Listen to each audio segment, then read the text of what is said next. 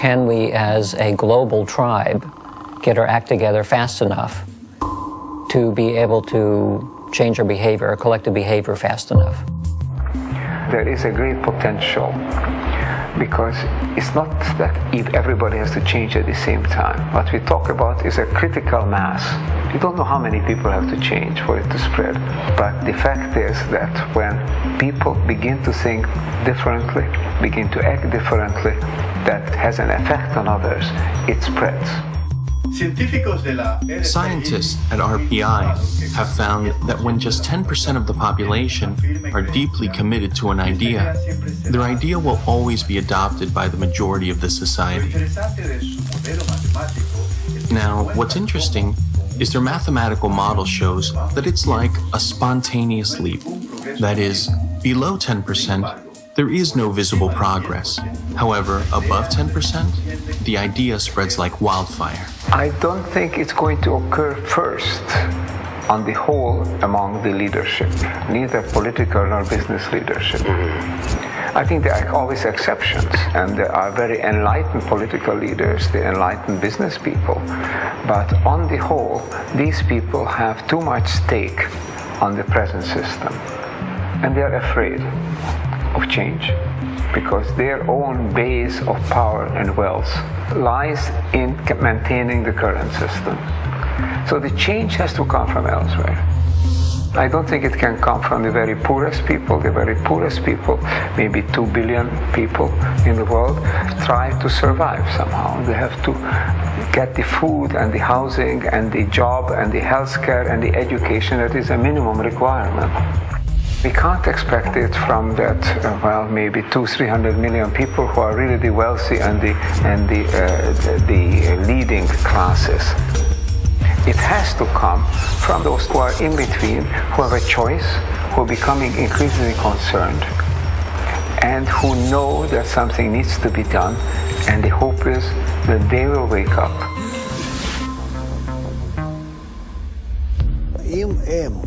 If there are people who are aware that the world must become integrated, then the question is, can they come together? Can they make the initial step towards this?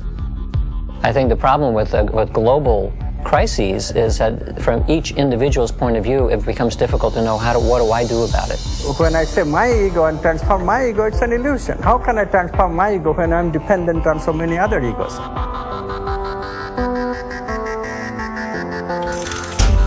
So because of the efforts of a few, changes will start occurring. How? Because the pressure, evolutionary pressure, is acting on everybody.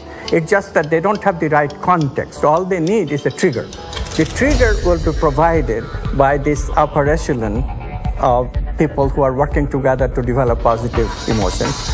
So they affect a much bigger number than is indicated by the little community that started it. So one little change in one little community can affect a much larger human community, and the interconnectedness that we have through the internet, interconnectedness of the ego, all of a sudden, without even knowing that it is doing so, will change and establish itself, and therefore changes can come very fast.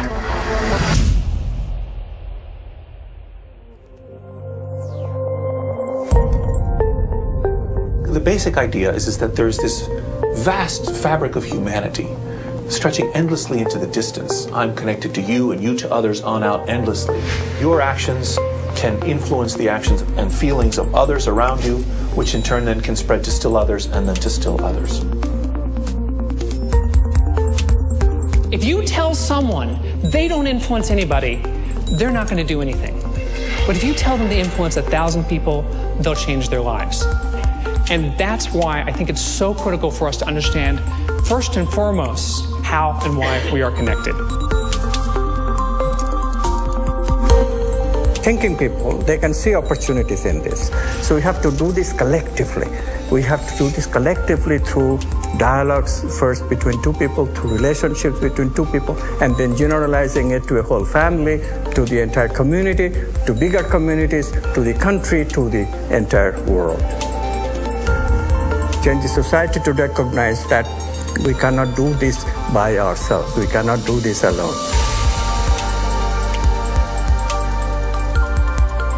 it's actually very simple what we have to do. It's just getting people to identify with it and see the benefit of what that offer is, the offer of working together, and how cataclysmically better life will be, right? Materially and spiritually. So. The lack of connection between people causes all the sadness in the world. No question about it.